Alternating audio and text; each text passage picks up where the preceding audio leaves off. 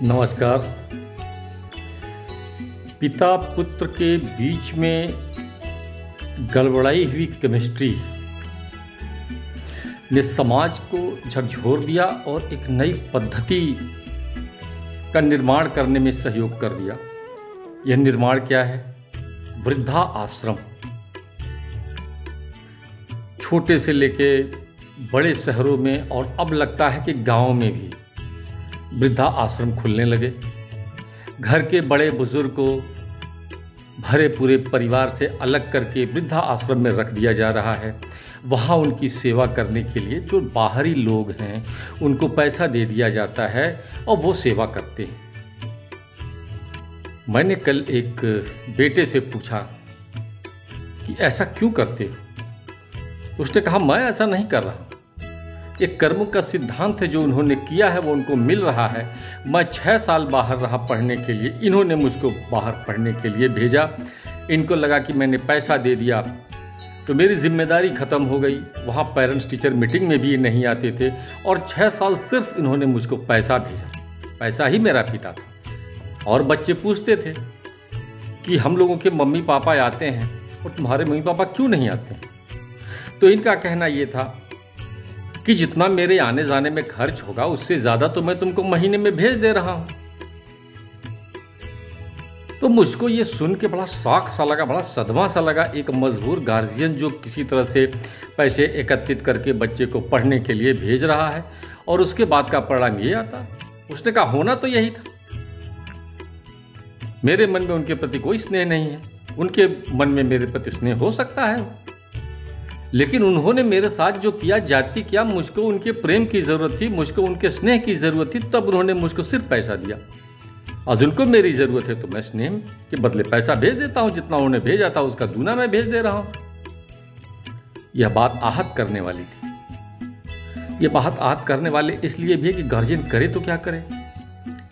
Guardian में 2 पहलू होते हैं, एक माँ एक पिता।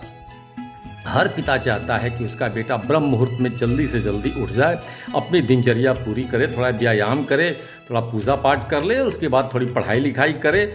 जीवन की ज़रूरतों को पूरा करना और उसको पूरा करने में जो समाज में आने वाली दिक्कतें हैं ये पिता झेल रहा है। वो नहीं चाहता है कि उसका बेटा भी वही सब झेले, इसलिए अपने अनुभव को शेयर करता है बेटे के साथ। लेकिन बेटा यह मानने को तैयार नहीं है। पिता ने सुबह ब्रह्म मुहूर्त में बेटे को उठाने का प्रयास किया, उसको डांटा, थोड़ा बल का प्रयोग किया, एक आध थप्पड़ लगा दिया, तभी माँ पहुंच गई। माँ की एंट्री होती है और माँ कहती है क्यों पीट रहे हैं उसको? सुबह उठ के क्या कर लेगा वो? थोड़ा देर सो लेने दीजिए, फिर उठेगा अपना काम कर लेगा। बाप खामोश हो गया और लड़के के मन से बाप का डर खत्म हो गया और बाप उसका शत्रु हो गया, माँ उसकी मित्र हो गई। और ये फासला बढ़ते बढ़ते बढ़ते बढ़ते संवादहीनता में बदल जाती है। बहुत कम परिवारों में देखा गया है कि पिता पुत्र में संवाद की स्थिति बनी हुई। पुत्र के विचार कुछ है तो पिता के विचार कुछ है, दोनों में कभी संवाद की स्थिति बनी ही नहीं। तो ऐसे कंडीशन में क्या फर्ज बनता है? एक पिता क्या कर सकता है? पिता को अंत में जब वृद्धाश्रम में आता है तो क्या सोचता है कि मैंने गलती कहाँ की? बेटा इंजीनियर हो गया, बेटा डॉक्टर हो गया, बेटा कोई अफसर हो गया, बेटा बड़ा व्यवसायी हो गया। बनाया किसने? पिता ने बनाया। लेकिन वह बेटा कहाँ मानता है? बेटा तो ये समझता है कि तो हमारे शत्रु है, इन्होंने तो मेरी मनवाली करने ही नहीं दी। इन्होंने हमेशा मुझको डांटा, मारा, फटकारा, 10 आदमी के सामने जलील किया। और यही बढ़ते बढ़ते इतना फासला बन जाता है कि आज वृद्धा आश्रमों की संख्या बढ़ती जा रही है, बढ़ती जा रही है। पिता या तो घर छोड़ दे रहा है या फिर उसको वृद्धाश्रम पहुंचा दिया जा रहा है।